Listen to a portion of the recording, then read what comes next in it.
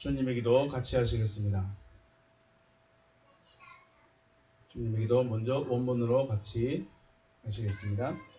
파텔 헤몬 호엔 토이스 우라노이스 하기아스 데토 토 오노마스 엘데토 해 바실레이아스 게네데토 토 델레마스 포스엔 우라논 카이 에피테스케스 톤 알톤 헤몬 톤 에피우시온 도세민 세메론 카이 아페스 에민 다 오펠레마타 헤몬 호스카이 에메스 아페이에멘 토이스 오펠레이타이스 에몬 카이메 에이세는 케스 에마스 에스 페이라스몬 알라 우르사이 에마스 아포트 포네르 호티소 에스틴 에바실레이아 카이에 뚜나미스 카이에 독사 에이스토우스 아유나스 아멘. 아멘. 의역된 부분으로 다시 한번 보시겠습니다. 하늘뜰 안에 계신 우리의 아버지, 하늘 안에서와 같이 땅 위에서 당신의 이름이 거룩히 여김을 받으셨으며 당신의 나라가 임하셨으며 당신의 뜻이 이루어졌습니다. 오늘날 우리에게 위에 있는 우리의 양식을 주시옵소서. 그리고 우리가 우리에게 빚진 자의 빚을 사하여 준 것 같이 우리의 빚을 우리에게서 사하여 주시옵소서. 우리를 시험에 들어가게 하지 마시고 다만 악으로부터 우리를 구하시옵소서. 왜냐하면 그 세대는 당신의 나라이며 능력이며 영광이기 때문입니다. 아멘.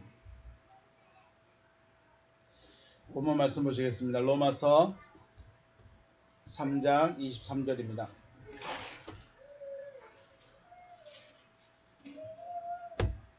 로마서 3장 23절 24절 말씀. 로마서 3장 23절 24절 제가 봉독합니다. 모든 사람이 죄를 범하였음에 하나님의 영광에 이르지 못하더니 그리스도 예수 안에 있는 성령으로 말미암아 하나님의 은혜로 값없이 의롭다 하심을 얻은 자 되었느니라. 아멘. 네, 지난 시간까지는 죄에 대해서 생각을 했습니다. 죄. 로마서 전체적으로 죄가 무엇이냐에 대해서 생각을 해봤고, 오늘은 그럼 구원이라는 것이 무엇이냐, 구원에 대해서 한번 생각을 해보고자 합니다. 로마서는 바울이 로마에 있는 성도들에게 쓴 서신서이죠. 바울이 로마에 있는 성도들에게 쓴 서신서입니다. 당시 로마는 세계의 중심이었습니다. 세계의 중심이라는 것은 단순히 군사력만 강하다고 해서, 군사력이 세다고 해서 중심이 되어지지 않고 어떤 문화 아니면 철학 이런 것들이 좀 중심에 있다는 것이겠죠. 로마에는 뭐가 있었습니까? 철학이라는 것이 있었습니다. 그래서 사람들이 삼삼오에 모이면 인간에 대해서 또 삶에 대해서 많은 이야기를 나누면서 자신들의 생각을 나누었죠. 물론 동양에도 철학은 있었지만 깊이 차이가 있다고 할까요? 일단 로마에는 철학이 굉장히 많이 발전하고 있었고 또 철학자들이 많이 있었습니다. 이런 분위기와 삶 가운데 살고 있는 성도들에게 바울이 이야기를 하려고 하는데 너무 단순하게 말하지 않고 좀 철학적인 이야기로 메시지를 전할 수밖에 없었던 것이죠. 어찌됐든 로마에 살고 있고 로마의 분위기, 로마의 사회, 로마의 문화가 좀 철학적이고 좀 생각을 해야 되는 그런 상황이기 때문에 어찌됐든 사람들도 성도들이지만 이런 분위기에 있을 수밖에 없었다는 것이죠. 그래서 바울은 헬라인이나 유대인이다라는 말, 헬라인과 유대인이라는 말을 많이 사용합니다. 네, 헬라인이라는 의미는 철학적인 사람들이라는 뜻이죠. 그래서 생각이 좀 있고 지혜도 있고 자기를 좀 돌아볼 줄 아는 그런 사람들이라는 말을 많이 사용하고 있습니다. 이렇게 철학적인 사람들에게 쉽고 간결하면서도 또 깊이 있는 철학적인 말들로 하나님에 대해서 또 죄에 대해서 구원에 대해서 설명하고 있는 것이 바로 로마서입니다. 그래서 로마서를 그냥 단순하게 내용만 보면 쉬울 수 있는데 굉장히 깊이 있고 어려운 부분들이 많이 있고 생각해야 될 것들이 굉장히 많이 있는 것이 바로 로마서입니다. 그래서 내용만 살펴보면 몇 번을 말해도, 그러니까 내용만 생각하면 어떤 목사님 말해도 그 말이 다 합당합니다. 그런데 원리로 말하면, 원리를 모르면 갔다가 다시 또 와야 되고, 갔다가 다시 또 와야 되고, 또 반복해야 되고, 또 깊이고, 또 저분이 해도 또 다른 말이고, 저분이 하면 또 다른 말입니다. 말이 되어져 버립니다. 원리를 알아야 돼. 원리가 있어야 왜 바울이 이렇게 말했는가에 대한 원리를 좀 이해하면 좀 더 쉽게 로마서를 이해할 수 있지 않을까 생각을 해봅니다. 로마서를 읽다 보면 율법과 믿음, 또 다른 표현으로는 행함과 믿음이라는 그 두 줄기 이야기를 하고 있죠. 이 주제는 지금도 논란을 일으키고 전하는 사람들마다 강조하는 것이 다르다는 것을 알 수 있습니다. 그래서 오늘은 이러한 부분, 많은 사람들이 생각하는 믿음과 율법, 행함과 믿음이 과연 무엇이냐, 어떻게 해야 되냐, 이런 그 큰 줄기에 대한 이야기로 구원을 하는 것을 통해서 이 두 줄기에 대한 이야기를 나누고자 합니다. 구원, 믿는 사람들, 우리가 하나님을 믿는다, 예수 앞에 나온다, 그렇다면 가장 기본적으로 생각하고 있는 것이 구원이라는 것이겠죠. 그럼 구원이라는 게 무엇이냐, 철학적인 부분으로 한번 생각을 해보겠습니다. 구원이란 말은 헬라어로 소테리아라고 말합니다. 소테리아라고 하죠. 소테리아. 기본형은 소조입니다. 소조, 구조하다, 구원하다, 보존하다. 또 여기서 파생되는 것이 소마가 있습니다. 소마, 구원받은 자, 구원받은 몸, 소마라고 그러죠. 구원받은 몸을 소마라고 합니다. 소마. 우리 그냥 가지고 있는 육체는 사르스라고 말하고 있고, 구원받은 몸은 소마라고 하고 있습니다. 우리 성경에서는 육체는 다 똑같은 육체로 생각해버려서 우리 이 몸만 생각하는데, 성경에서는 사르스와 소마를 구분해서 사용하고 있다는 거 기억하시고, 그리고 소텔, 구원자라고 할 때는 소텔이라고 사용하고 있습니다. 소테리아는 구원을 받아야 할 어떠한 상태가 되어지는 것이죠. 구원이라는 것은 구원을 받아야 할 자가 어떠한 상태가 되어지는 것. 어떤 상태가 되어야 될까요? 구원이라는 것은 단순하게 내가 천국 가네, 천국 못 가네, 이렇게 결정되어지는 것일까? 생각을 해봐야 되겠죠. 구원은 구원이라는 것은 구원을 받아야 할 자가 어떠한 상태가 되어지는 것입니다. 상태가. 그러니까 결국 상태의 변화라는 것이죠. 상태의 변화가 있어야 됩니다. 그것을 현재의 지금의 나가 과정의 나로 발전합니다. 현재 나가 어떤 단계로 거쳐가는 이 과정의 나가 필요하고, 그리고 완성된 나가 되어져가는 것. 이것이 바로 신앙생활이고 구원을 이루어가는 것입니다. 구원을 이루라는 것은 단순하게 내가 뭔가를 노력해서 내가 애를 써서 뭔가 되어지는 것이 아니라 이런 과정을 나가라는 것입니다. 현재에서 과정의 단계를 거치고 완성의 단계로 넘어가는 것, 이런 것을 신앙생활 혹은 구원이 이루어가는 과정, 구원을 이루는 것, 이렇게 표현하고 있습니다. 그렇다면 구원이라는 것이 구원받아야 할 자가 어떠한 상태가 되어지는 것이라고 했는데, 어떠한 상태가 되어지는 것이냐, 어떠한 상태가 되어지는 것이 구원이냐라는 질문을 해보게 됩니다. 어떠한 상태가 구원의 상태일까? 어떠한 상태가 되어져야 되는 것일까? 자, 복음서에는 고침을 받은 많은 병자들의 이야기가 있습니다. 또 문제 해결을 받은 이야기도 많이 있습니다.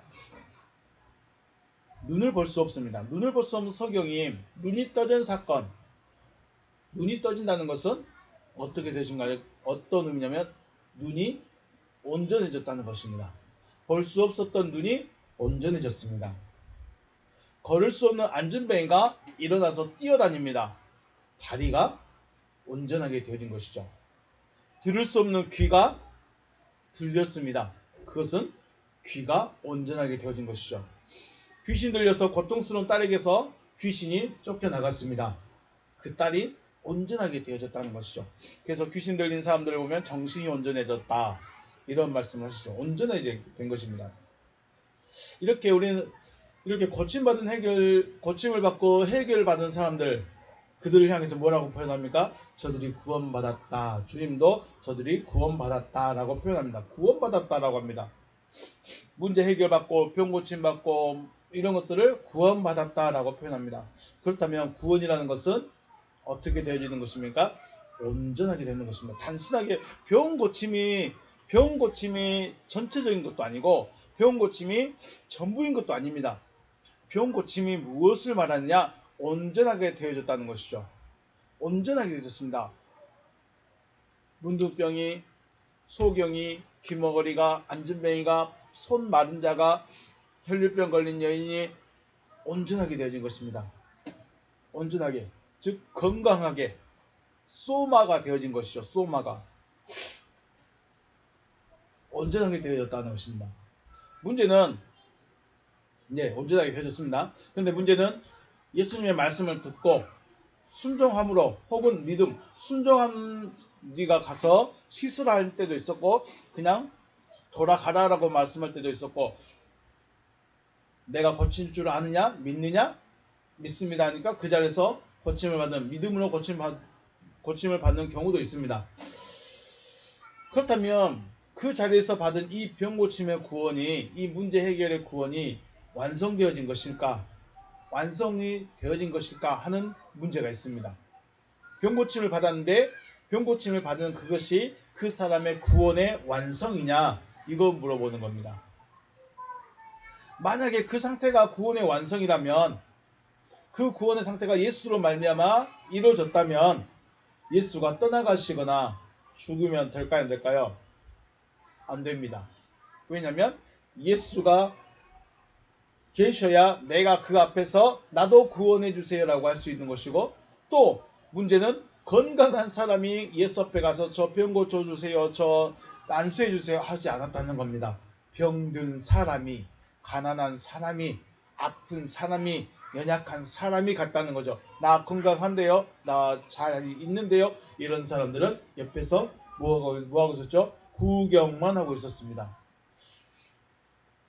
병든 사람만 구원하고자 하시는 것이 아니라 주님은 건강한 자도 병든 자도 구원하기를 원하신다는 거죠.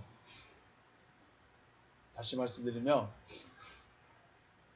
예수님이 말씀을 듣고 순종함으로 혹은 믿음으로 구원을 받았지만 그 구원이 병고침의 구원이 문제 해결의 구원이 기도 응답의 구원이 완성이냐? 그게 완성이라면 예수는 떠나가시면 안 됐다. 죽어버리면 안 된다. 왜냐하면 떠나가시거나 죽어버리면 다른 이들 2000년이 지난 저희들은 지금 구원 얻을 수 있을까요? 없을까요? 네. 그래서 사람들은 믿음으로 한다고 하는데 과연 그게 믿음일까? 한번 생각해 보셔야 되죠. 그런데 예수님은 죽음의 길을 가셨습니다. 왜 죽으셨어야 될까요? 여기서 문제가 생기죠. 왜 그럼 죽으셨을까? 그냥 살아계셔서 2000살이 돼가지고 지금도 전 세계를 돌아다니시면서 병 고쳐주시고 구원해주시면 될 텐데 왜 죽으셨을까? 왜 죽음의 길을 가셨을까? 고민을 해보셔야 되겠죠. 애굽에 있던 사람들은 하나님의 이름, 하나님의 약속을 가지고 있지만 중요한 것이 하나님을 섬기지 않는 사람들이라는 거죠. 하나님의 이름을 알고 있습니다. 하나님의 약속도 가지고 있습니다. 하지만 하나님은 섬기지 않는다. 그들은 애굽에 있으면서 애굽 사람들과 같았어요. 애굽에 살면서 애굽 사람과 같았습니다. 그리고 또 바로를 섬기고 있었습니다. 그러면 이들이 온전해질 수 있는 방법이 뭐였을까요? 자, 그들을 데리고 나왔습니다. 애굽에서 나와서 홍해 바다를 건너기는 했는데 이들의 생각이나 습관이나 사상이나 안에 있는 것들이 이미 애굽화되었고 애굽 사람입니다. 그럼 이들을 온전하게 해줄 수 있는 방법이 뭘까요? 바로 율법이라는 것이 있습니다. 율법. 애굽에서 나온 사람들에게 율법이 없다면 애굽에서 삶의 방식이 그대로 이어질 수밖에 없는 것입니다. 그래서 애굽에서 습관이나 생각, 사상, 혹은 예배, 기도 등 모든 삶에서 하나님께서 법이라는 것을 통해서 제약을 시킵니다. 예배는 이렇게 해야 돼. 기도는 이렇게 하는 거야. 삶은 이렇게 하는 것이고 이웃간에는 이렇게 하는 것이고 몇 날 며칠에는 이렇게 하는 것이고 철기도 정해주시고 다 준비해 주십니다. 왜냐하면 안 그러면 자유분방 자기 마음대로 자기가 원하는 대로 자기가 하고 싶은 대로 해버릴 것이 뻔하기 때문에 율법이라는 것을 통해서 하나님의 백성이기 때문에 너희는 이렇게 해야 된다. 이날에는 이렇게, 이런 일에는 이렇게, 이런 관계에서는 이렇게 다 준비해 주십니다. 애굽에서 나와서 율법으로 제약법을 받은 사람들의 완성은 가나안입니다. 그들의 광야로 나온 자들의 완성은 가나안이죠.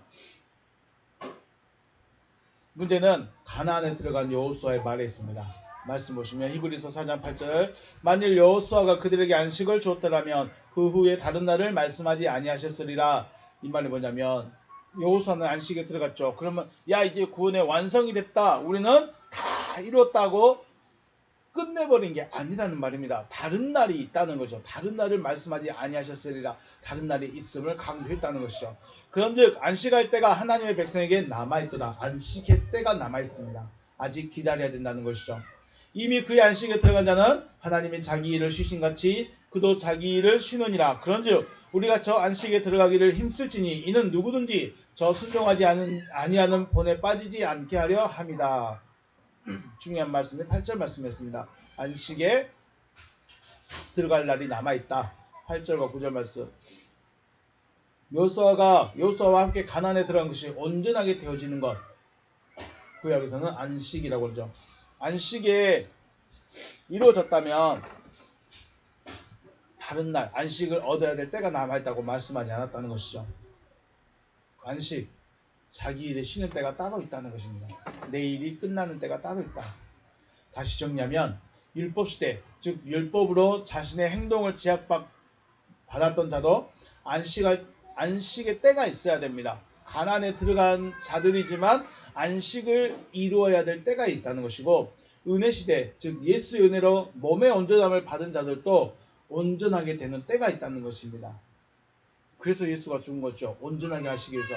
그 병고침을 받고 문제 해결을 받고 위로를 받고 거기서 구원을 받았지만 그럼에도 불구하고 예수가 죽어야 했던 이유는 온전하게 하기 위해서죠. 온전하게 하시기 위해서. 자, 율법 시대와 은혜 시대를 지나서 온전한 때가 됩니다. 이때가 언제입니까? 진리 시대입니다.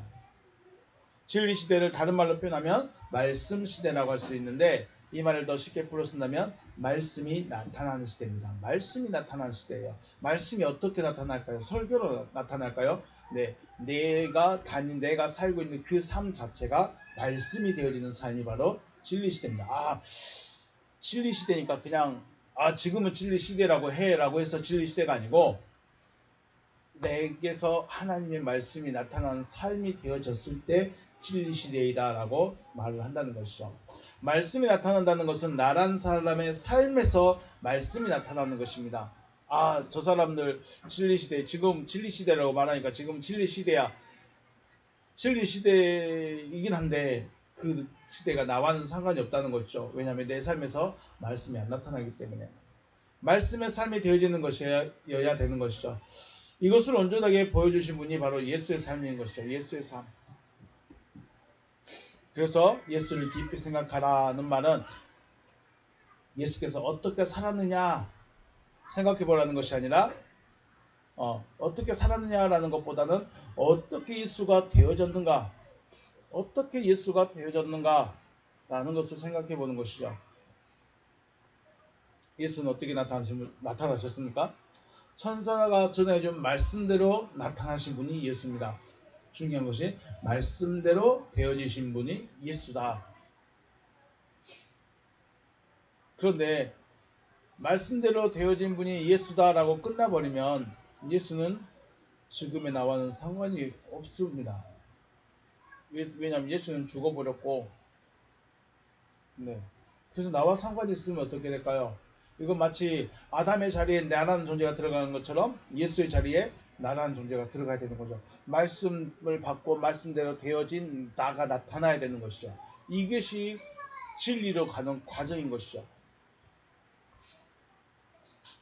또 온전하게 되어지는 것은 하나님의 말씀이 이루어진 상태입니다. 온전하게 되어졌다는 것은 하나님의 말씀이 이루어진 상태죠. 창세기 1장의 일곱째 날과 같습니다. 왜 하나님께서 일곱째 날 안식하셨습니까? 네, 하시고자 하신 일을 마치셨기 때문에 그렇습니다. 뭘 마쳤다고요? 하시고자 하신 일을 마쳤기 때문에 안식하신 것입니다. 하나님께서 하시고자 하셨던 일의 마지막 날은 여섯째 날에 하신 일을 사람의 창조하신 일입니다. 마지막 날 여섯째 날에 하신 그날 하신 것이 바로 사람을 창조하신 일이었죠. 사람의 창조가 끝나시니 안식하셨다라는 것입니다. 이게 창조의 완성입니다. 이게 안식을 향하는 가장 마지막 일입니다. 안식하셨다. 사람을 창조가 끝났다. 그래서 사람의 창조가 끝나면 하나님이 쉬신같이 사람도 쉰다라고 말하죠. 하나님께서 창조하신 사람은 어떠한 사람이었습니까? 네, 하나님의 형상과 하나님의 모양대로 창조되어진 자입니다. 누굴 이렇게 창조하신가요? 만들어진 사람을 창조하신 사람으로 바꾸는 것이 바로 하나님의 하시는 일이셨습니다. 만들어진 사람을 창조되어진 자로 바꾸는 것, 거듭나게 하는 것, 이것이 바로 안식으로 가는 마지막 과정이죠. 결국 하나님의 형상과 하나님의 모양으로 창조되어지는 것은 온전케 되는 것입니다. 우리가 온전하다, 사람이다 라고 말하는 것은 하나님의 형상, 하나님의 모양으로 그 삶을 살아가는 자가 온전한 자라고 말한 것입니다. 그가 누구였다고요? 예수. 그래서 단순하게 예수 병 고치고 예수가 말했던 것처럼 위로해주고 손 잡아주는 것으로 끝나지 않고, 그거는 그냥 따라하는 것이고, 말씀대로 되어져서 하나님의 형상과 하나님의 모양이 나타나는 삶을 살아가는 그 사람이 바로 온전한 사람, 이렇게 말씀을 하고 있다는 것입니다. 하나님은 이 일을 위해서 지금도 나를 향해서 일하고 계십니다. 나를 온전하게 하시고자 지금도 말씀을 보내고 계신다는 것입니다. 자, 이것이 하나님이 하시고자 하신 일, 구원에 관한 일이었는데, 위의 내용들을 네 가지로 구분해서, 네 단계로 구분해서 정리를 한번 해보겠습니다. 먼저 불간섭이라는 것이 있습니다. 하나님의 불간섭. 이 불간섭에 대해서 간섭하지 않는, 하나님께서 간섭하지 않는 대상들은 불의라고 합니다. 불의. 하나님은 불의에 대해서는 간섭하지 않습니다. 아디코스입니다. 아디코스. 의가 아니라는 거죠. 그런데 먼저 생각해야 할 것은 하나님은 모든 사람에게 관심을 가지고 있습니다. 분명히 하나님은 누구에게만 관심이 있고 어떤 이에게만 관심을 가지고 말씀하시는 것이 아니라 모든 사람에게 관심을 가지고 있고, 또 모든 사람이 구원을 얻어야 된다, 얻기를 원하신다라고 말씀을 하십니다.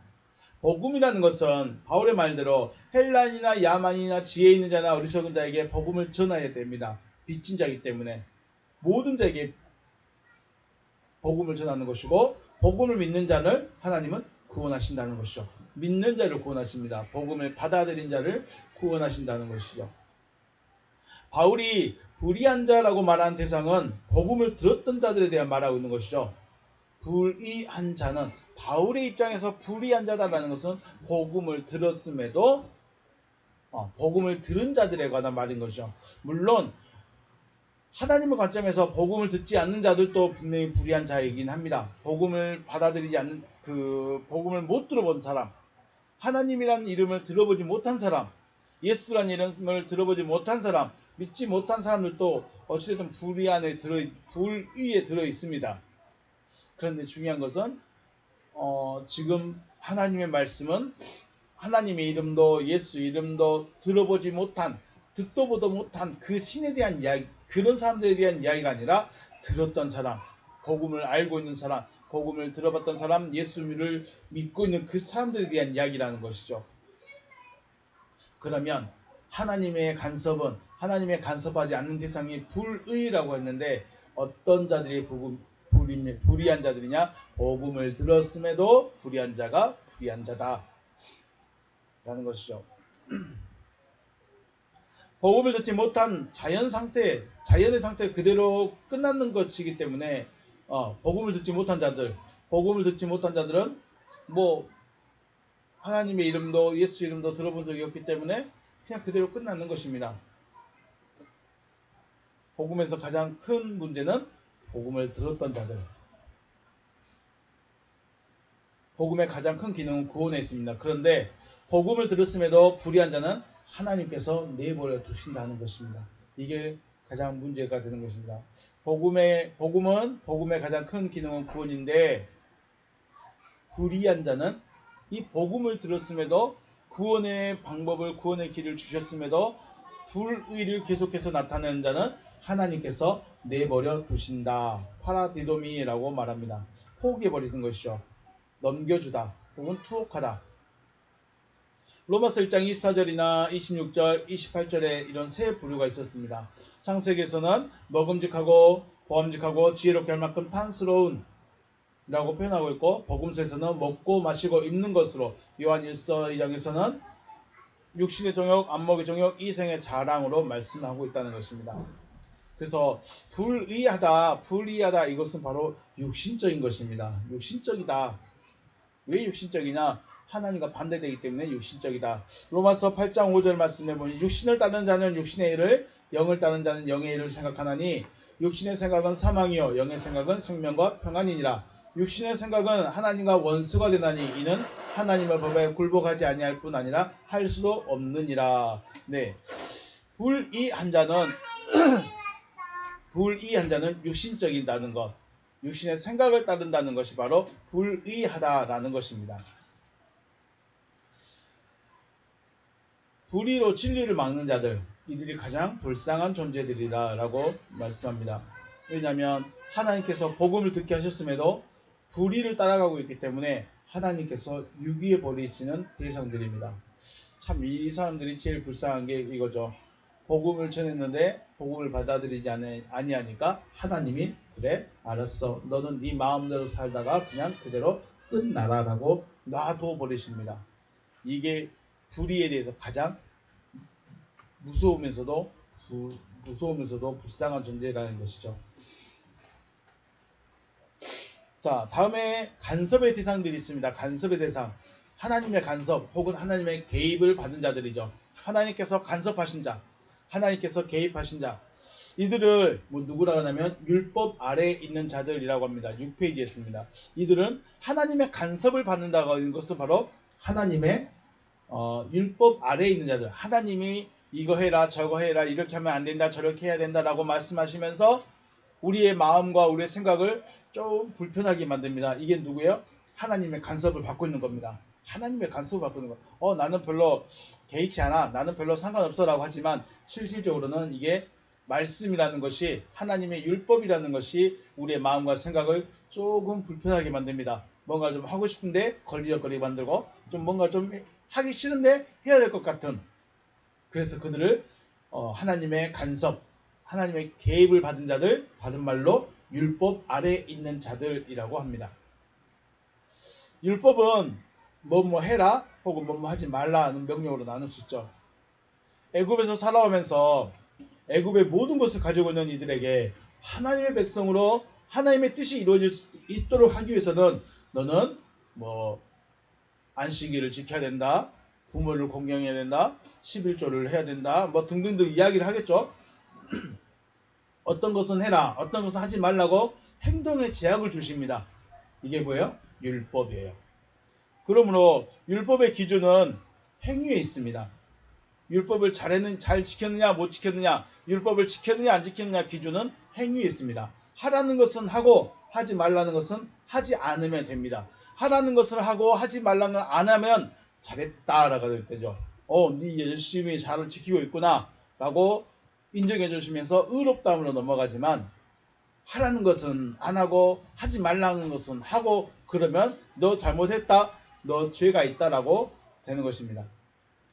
이 대상들의 행위의 주체는 누군가요? 납니다. 내가 하고 안 하는 거지. 하나님이 야, 너 안식일마다 나와야 돼 라고 말하는 거. 이번 주는 좀 바쁜데요. 이번 주는 좀 어려운데요 라고 말하면서 그 말에 순종하느냐 안 하느냐의 주체는 누구한테 있습니까? 나라는 겁니다. 나. 율법을 주신 것은 하나님이시지만 율법에 반응하는 것은 나, 사람, 자신인 거라는 것이죠. 그래서 그게 뭐냐면 이게 더 나가게 되면 율법이라는 거, 율법을 지키는 믿음은 누구의 믿음이에요? 자기의 믿음이에요. 이게 왜 율법이 자기 믿음이냐? 왜 율법이 자기 믿음이냐? 이것 때문에 그렇습니다. 안식일 주일마다 나와서 예배해야 됩니다. 봉사도 해야 되고 교회 청소도 해야 되고 설거지도 해야 되고 용서도 해야 되고 다른 사람 이야기도 들어줘야 되고 율법에 있어요. 율법에. 그러니까 하나님이 법으로 정해놨기 때문에 저는 그걸 해요. 그러면은 그 행위의 주체가 나이기 때문에 이 율법을 따르는 믿음은 누구 믿음이라고? 어떤 믿음이라고요? 자기 자신의 믿음이에요. 더 짧게 자기 믿음이에요. 자기 믿음. 율법대로 살아가는 그 사람들의 믿음은 자기 믿음입니다. 왜냐하면 말씀대로 하기 때문에. 그런데 문제는 하나님께서 인정해 주시는 믿음은 자기 믿음이 아니라는 거예요. 자기 자신의 믿음은 자기 자신을 믿고 있기 때문에, 자기를 믿고 있기 때문에 하나님께서 인정해 주지 않는 믿음이다라고. 물론 의다라고 말하는 부분은 왜 그게 의가 되느냐, 왜 의가 되느냐, 그 부분에 대해서는 후에 말씀드리겠습니다. 후에 말씀드리는데 지금 현재 율법만 지키고 있는 그 믿음은 하나님께서 인정해 줄 수가 없습니다. 인정하지 않습니다. 왜 이렇게 됐을까요? 분명히 앞에서는 너 잘했다 그러면 의로움으로 넘어가야 되는데 왜 안 됐을까요? 궁금하셔야 됩니다. 율법을 지키는 것은 분명히 애굽의 속성, 애굽에서 가지고 있던 그 속성을 다 버리기 위해서 하나님께서 율법이라는 걸 주셔서 그걸 지키면 너는 내 백성이라고 정해놨는데 그것은 하나님의 백성이긴 백성인데 인정해주지 않는 믿음이라는 거예요. 이게 뭔 말이야? 이게 뭔 말이야? 어려운 것이죠.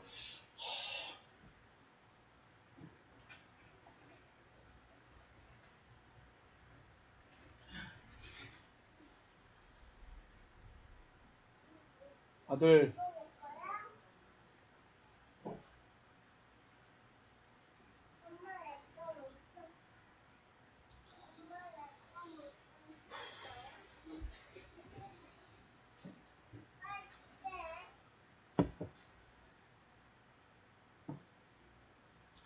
하나님의 간섭 혹은 개입으로 율법을 받았다면 율법을 준행함으로 자기 자신의 믿음에서 하나님의 믿음으로 발전을 해야 하는 것입니다.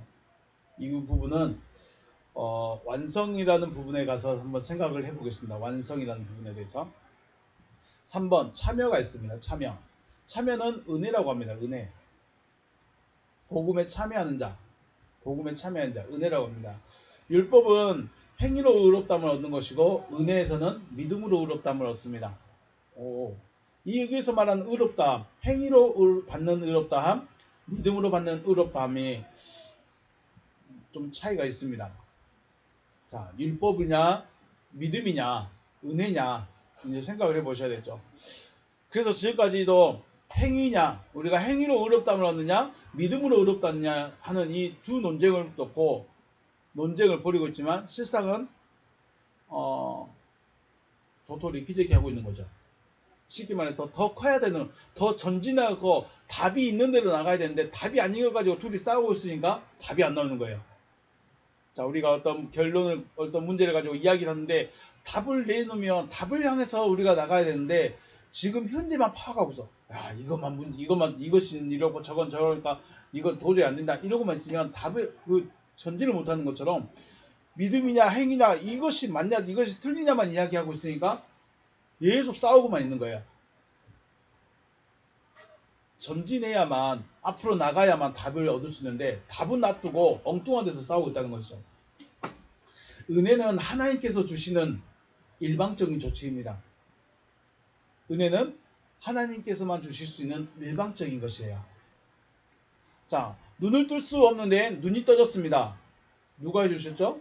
주님이, 더 나아가 하나님이 해주신 것이죠. 문둥병이 고쳐질 수 없는데 고쳐지고 일어설 수 없는 사람이 일어서고 귀신을 이길 수 없는데 귀신을 쫓아내는 것 누가 해주시는 거예요? 하나님께서 일방적으로 해주시는 거예요. 율법의 결정권은 사람에게 있어요. 그래서 자기 믿음이에요.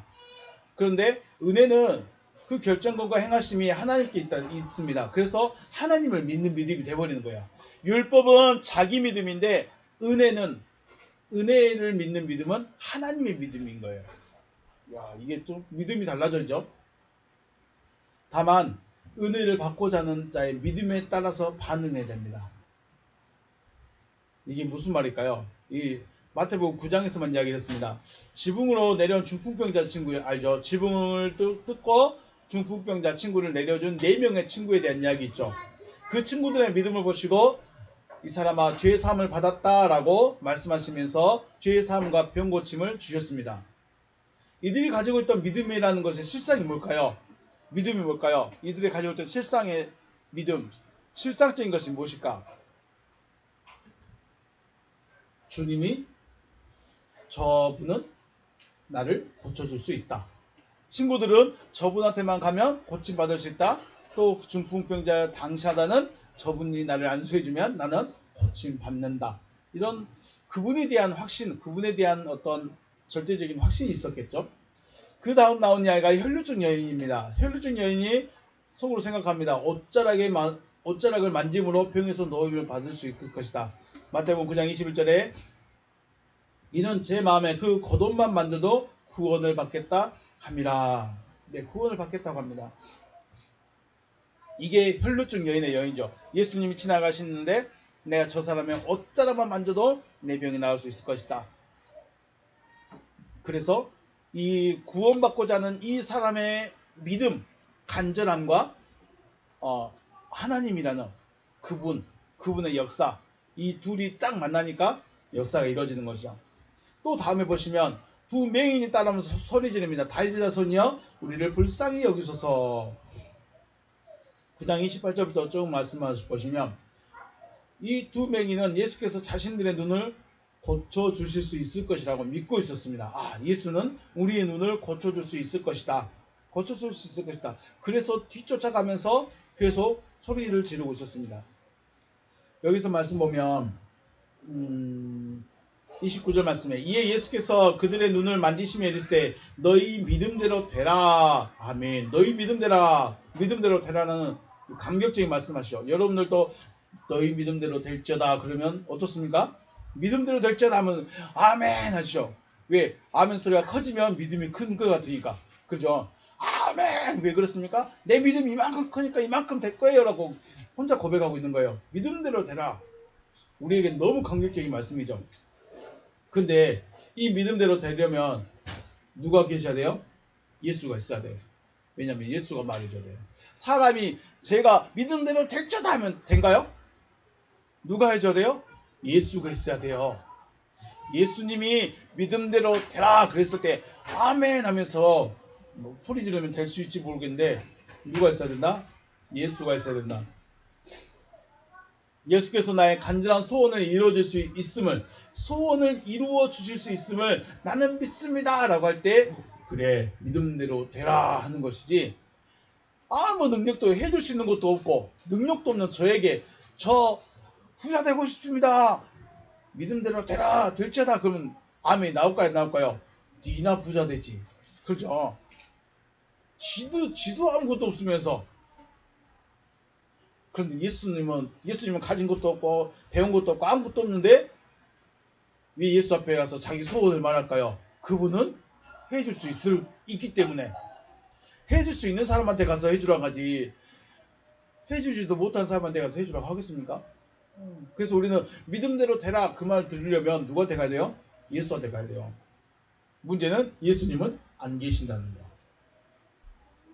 2000년 전에 계셨던 그 예수를 우리는 어떻게 해요? 지금 불러내고 있는 거예요. 귀신 불러낸 것처럼 예수를 소환해서 믿음대로 이루어지길 바라고 있는 거예요. 이게 이상한 믿음인 거예요. 그렇지 않습니까? 믿음대로 되라 그 말은 누구만 할 수 있는 거예요? 해줄 수 있는 사람만 하는 거예요. 저 같은 사람이 하면 안 돼요. 왜요? 나도 못하니까. 니도 안 되면서 누구예요? 해줄 수 있는 사람한테 하는 겁니다. 물론 은혜 시대 한복판에 있을 때는 기도하는 것마다 응답이 올 때가 있습니다. 우리 기도할 때마다 기도하는 것이 응답되는 때가 있죠. 어떤 때는 굉장히 기도하는 데마다 막 기도하는 것마다 응답해 주시는 때가 있어요. 기도했더니 정말로 금식하면서 기도했더니 이루어지는 기도가 있어요. 물론 그런 때도 있습니다. 이게 뭐냐면 그 사람이 지금 은혜 시대에 살고 있는 거예요. 그 사람의 그 순간 그 상황이 은혜 시대에 들어가 있는 거예요. 또 어떤 때는 은사 집회에서 은사를 체험할 수 있습니다. 문제는 거기까지라는 거예요. 다시 한번 질문합니다. 왜 예수님이 죽으셨을까요? 왜 예수님이 죽으셔야 됐을까요? 왜 예수님이 계실 때는 능력도 많이 나타나고 병고침도 많고 은사도 많이 있었는데 지금은 잠잠해졌을까요?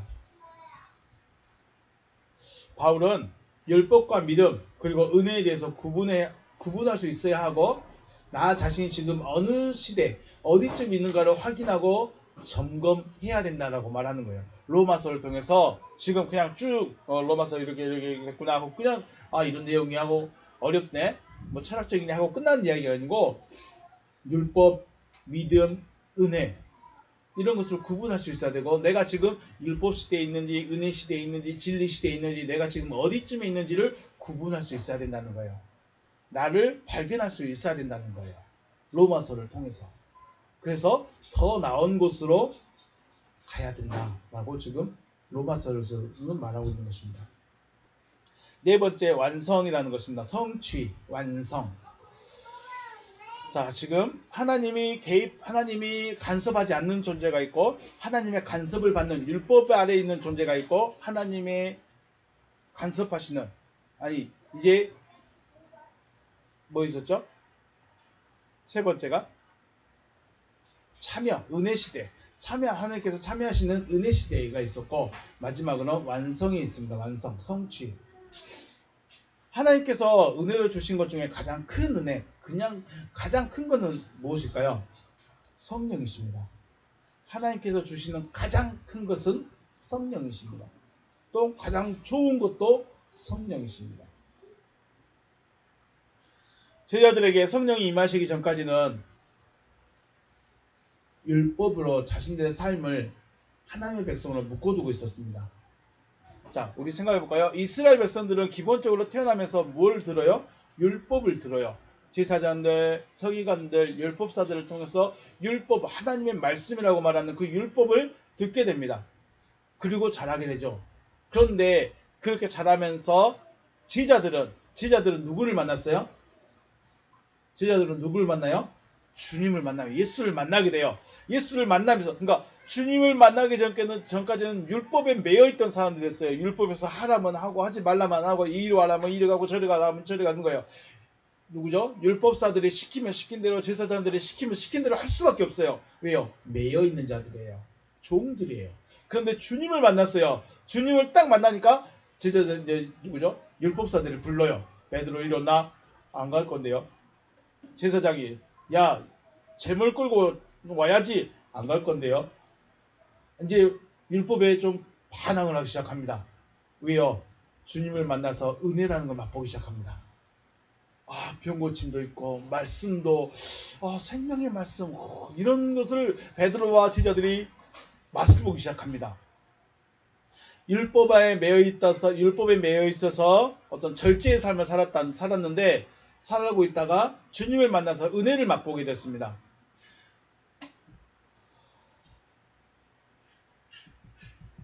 은혜를 맛보게 됐습니다. 그리고 나서 주님이 떠나가시니까 어떻게 됐을까요? 주님이 떠나가셔도 그들은 기다릴 수 있었습니다. 그리고 나서 그들에게 오신 게 누구였어요? 성령이 임하셨습니다. 성령이 임하심으로 자신들을 묶어두고 있었던 율법이 계명으로 바뀌면서 진리가 되었습니다. 여기서 중요하죠. 다시요. 7페이지 보시면 성령으로 임하시니까 성령이 자신들에게 임하시니까 자기들을 묶어두고 있던 게 뭐였어요? 율법이었죠. 율법이 갑자기 계명으로 바뀌어버립니다. 율법은 뭐라고 하냐면 율법은 겉에 있는 법이에요. 겉에 있는 법. 그래서 제사장들이, 율법사들이, 바리새인들이 이거 하세요, 이거 하세요 하니까 계속 듣고 따라가는 것이 율법이었어요. 그런데 계명으로 바뀌었다는 것은 그 말씀이 내 안에 들어와 버린 거예요. 엔톨레스, 내 안에 들어와 버린 거예요. 그래서 이제 시켜서 하는 것이 아니라 그냥 내 안에서 나오는 거예요. 내 안에서 나오니까 뭐가 됐어요? 진리가 돼버린 거예요. 왜 우리가 성경을 읽어야 되고, 왜 우리가 성경을 배워야 되고, 왜 우리가 성경을 열심히 들어야 되느냐? 그 들은 말씀이 내 안에서 엔톨레가 돼야 되기 때문에 그렇습니다. 그래서 율법을 무시할 수가 없어요. 그래서 우리가 하나님 이 성경 말씀을 외면할 수가 없어요. 왜냐하면 이게 없으면 엔톨레가 없어요. 로고스, 이 율법이 없으면, 법이 없으면 내 안에 엔톨레, 내 안에 계명으로 세워질 게 없다는 거예요. 그래서 성경 열심히 읽으셔야 되고, 그래서 성경을 많이 들어야 돼요. 그래야 성령이 임하시면 그때 뭐가 되는 거예요? 엔톨레가 진리가 되는 거예요. 그럼 내가 진리의 삶을 나타내고 사는 거예요. 왜냐하면 내 안에 쌓여진 게 뭐예요? 계명이니까. 자, 그래서 제자들의 삶에서 뭐가 생각났어요? 말씀이 생각나더라. 말씀이 생각나더라. 아, 말씀이 생각나더라. 생각나니까 생각난 거 끝난 것이 아니라 그들의 삶을 그렇게 간다는 것이죠.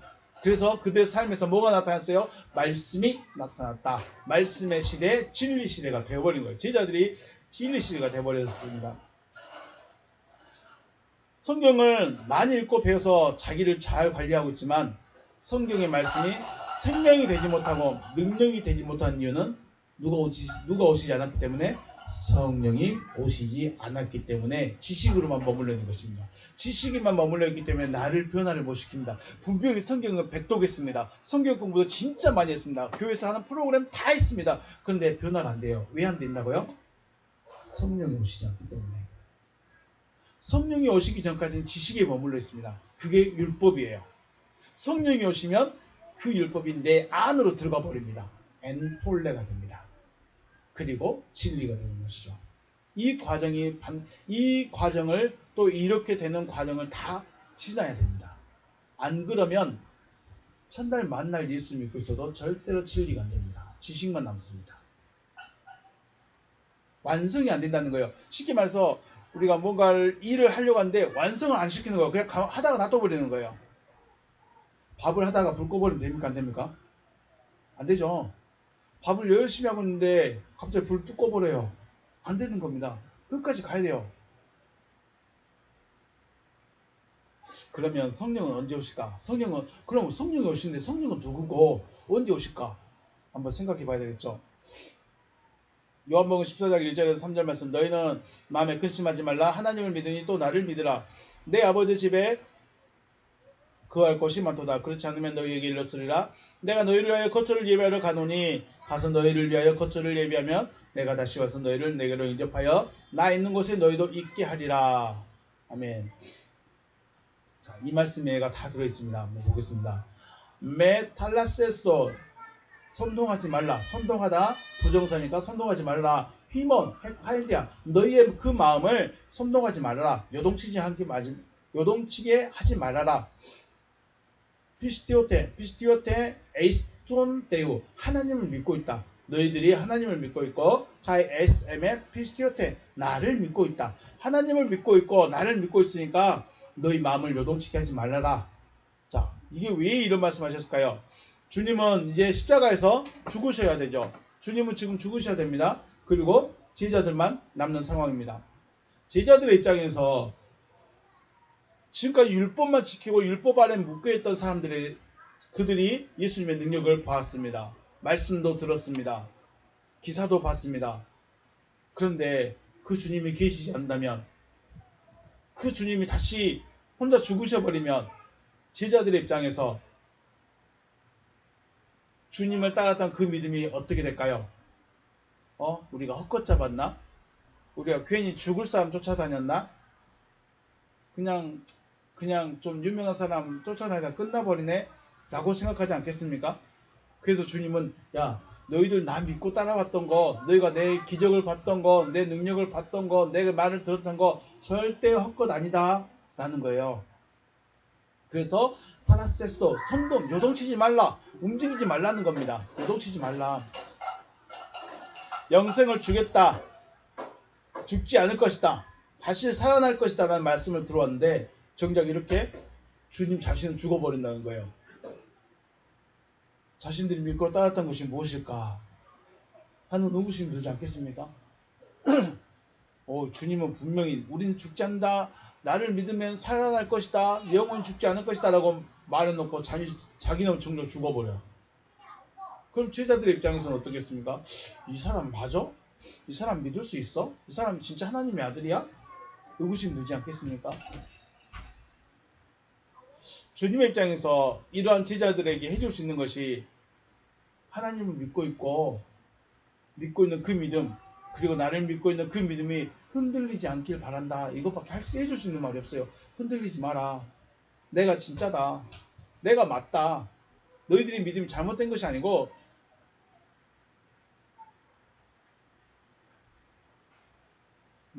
흔들리지 마라 라는 것밖에 해줄 말이 없다는 것이죠. 그래서 메타라세스토, 타라소 말씀 보니까 자극하다, 선동하다 하는 거죠. 물을 힘차게 저으면 물이 어떻게 될까요? 흐려지죠. 이러한 상태가 바로 타라세스토라는 겁니다. 물을 막 저어버리는 상태, 타라소. 마음이 요동치지 말고 흔들리지 말라는 것입니다.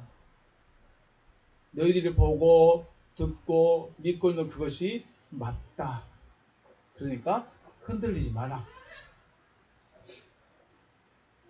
엔테 오이키아 투 파트로스 무 모나이 폴라이 에이신, 이 부분이 가장 어려운 부분에서도 중요한 부분입니다. 나의 아버지 집안에 머물고 있는 자들이 많다. 우리 성경은 뭐라고 되어 있을까요? 우리 성경은 뭐라고 되어 있는지 기억하십니까? 요한복음 14장. 내 아버지 집에 거할 곳이 많다. 나의 아버지 집에 거할 자들이 많다. 그러고 되어 있는데 나의 아버지 집안에 머물고 있는 자들이 많다. 거할 곳, 그리고 머물고 있는 자, 어떤 것이 더 나을까요?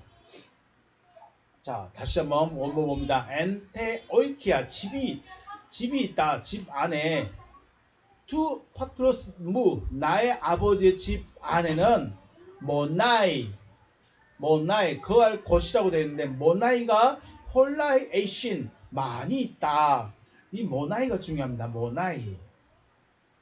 이 모나이가 누굴까요? 모나이가 무엇일까? 이게 중요합니다. 자, 나의 아버지 집에 모나이가 많다. 모나이란 말이 가장 중요한 거죠. 우리 성경은 거할 곳이라고 되어 있습니다. 거할 곳이 많다 그래 버리니까 우리는 지금까지 천국에 가면 어떻게 돼요? 천국에 가면 누구 집은 끝도 보이지 않는 대저택에 거기에 온갖 보석과 보물로 치장되고 황금덩이가 굴러다니는 그런 집을 상상하죠. 또 누구 집은 초라한 초가집으로 겨우 누울 자리만 있는 집으로 상상하게 됩니다. 왜요? 거할 곳이 많아요. 그런데 그 거할 곳이 어떤 사람은 초가집, 어떤 사람은 아파트, 어떤 사람은 단독 빌라 막 이렇게 돼 있어요. 그래서 천국에도 뭐가 심해졌어요? 빈부격차가 심해졌어요. 빈부격차가 심해졌어. 목사들은 천국에 못 간다는 말이 더 많아요. 저 권사님 집은 초가집이더라. 저 장로님 집은 그냥 길바닥이더라. 저 열심히 봉사하고 있는 성도들은 집이 대저택이더라. 이런 빈부격차가 심하게 되어 있어요. 이 땅에서도 불쌍하고 가난하고 불쌍하게 살았는데 천국에 갔는데 가난하고 불쌍하다면 가고 싶겠습니까?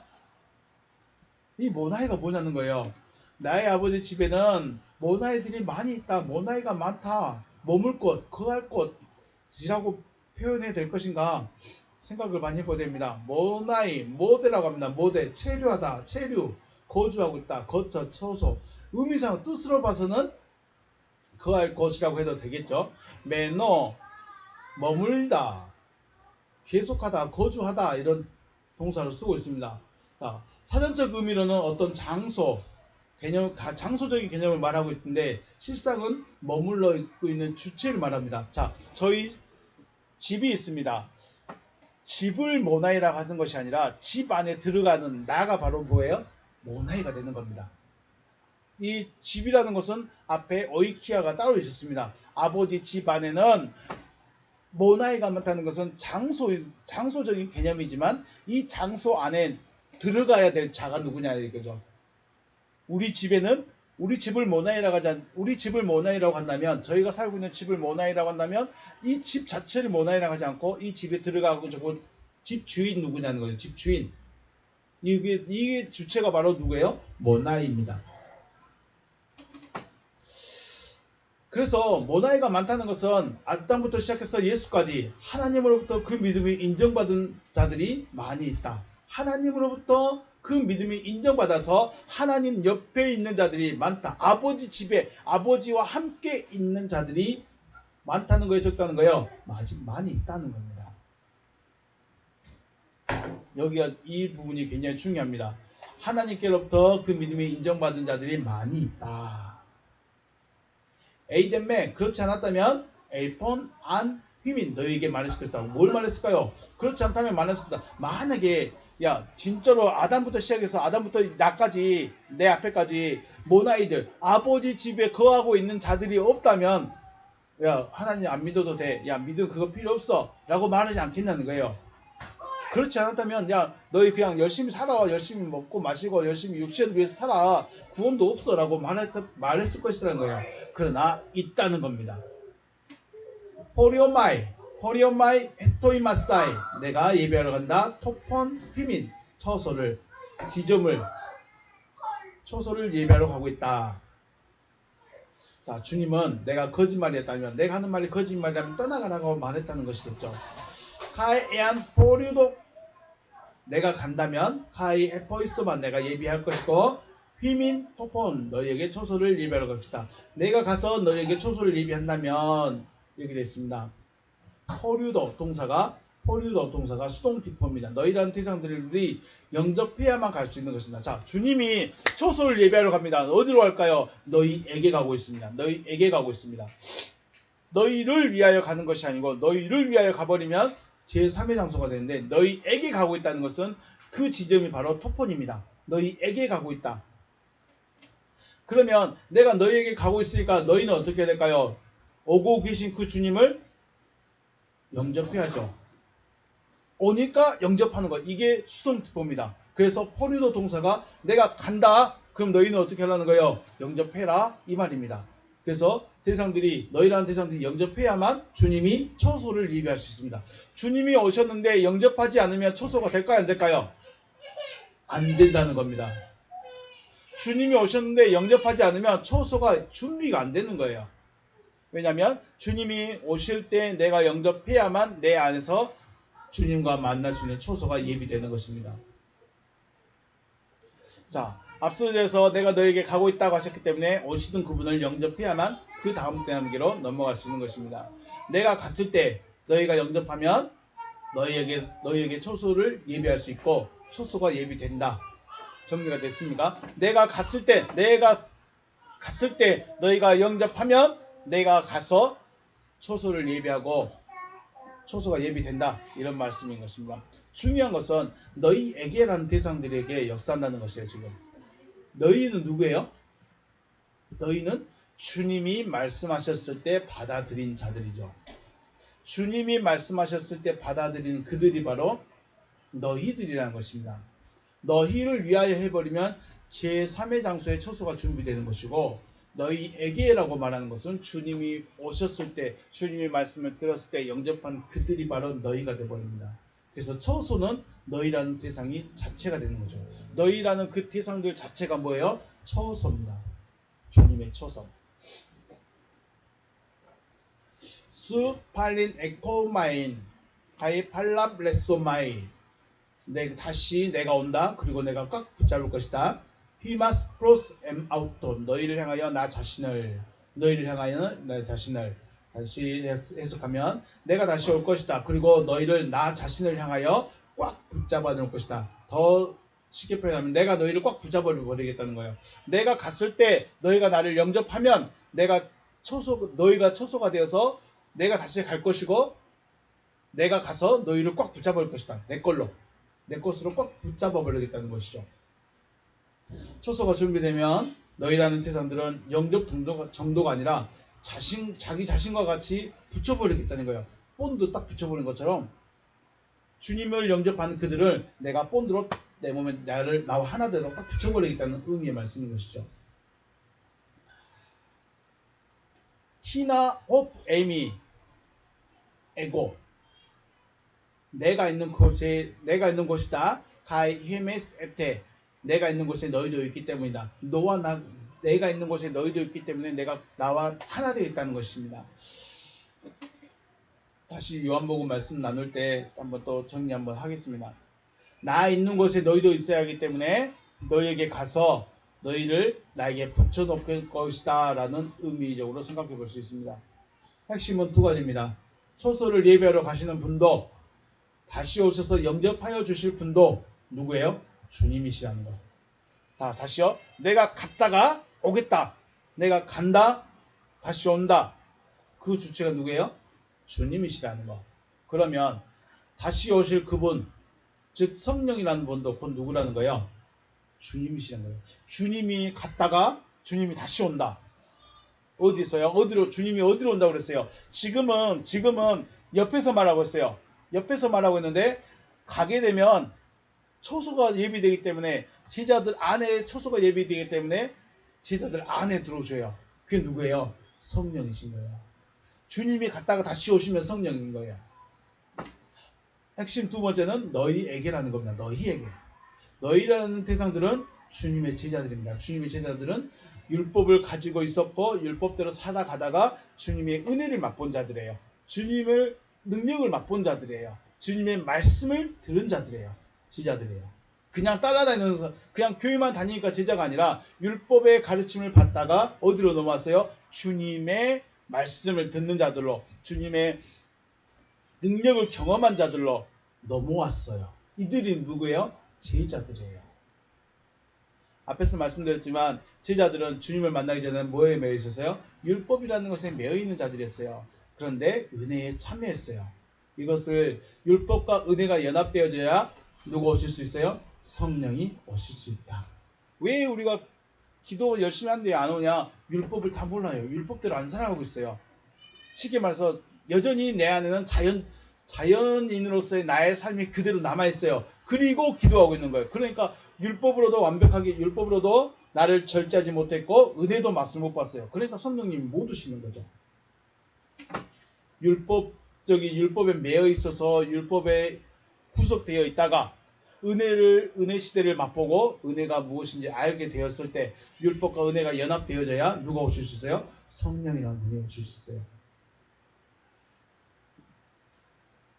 그래서 율법적인 삶, 즉 성경에 기록하고 있는 하라, 하지 말라는 말씀이 버릴 수 없는 것입니다. 이것이 없으면 세상 사람이에요. 이것이 없으면 애굽 사람이에요. 이것이 없으면 자연인이에요. 하나님은 자연인에게 오실 수가 없어요. 자연인에게 오실 수 있는 방법은 하나님의 것으로 만든 다음에 오실 수 있는 거예요. 그래서 율법을 통해서 하라, 하지 말라, 이건 된다, 안 된다 하면서 우리를 하나님의 백성으로 딱 잡아놓는 거예요. 그리고 은혜를 부어주시는 거죠.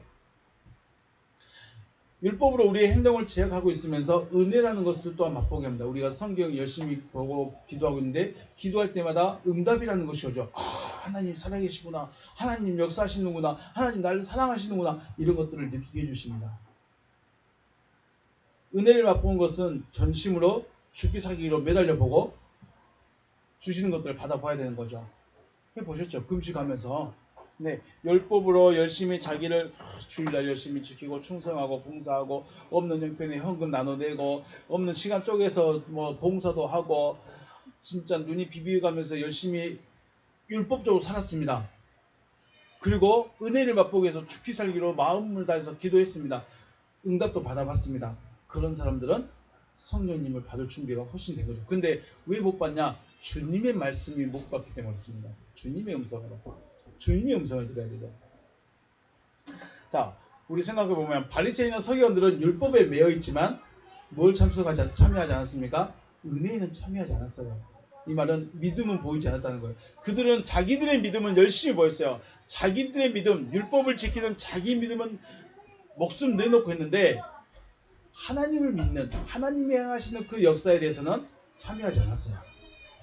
오히려 배척했죠. 그렇기 때문에 성령 시대 혹은 진리 시대로 넘어가지 못했습니다. 제자들은 율법에 매여 있으면서 은혜에 참여했습니다. 내가 열심히 충성하고 봉사하고 열심히 했는데도 주님이 말씀하실 때 주님의 말씀을 들었어요. 참여해버렸어요. 그러니까 성령 시대로 넘어갈 수 있었던 것입니다.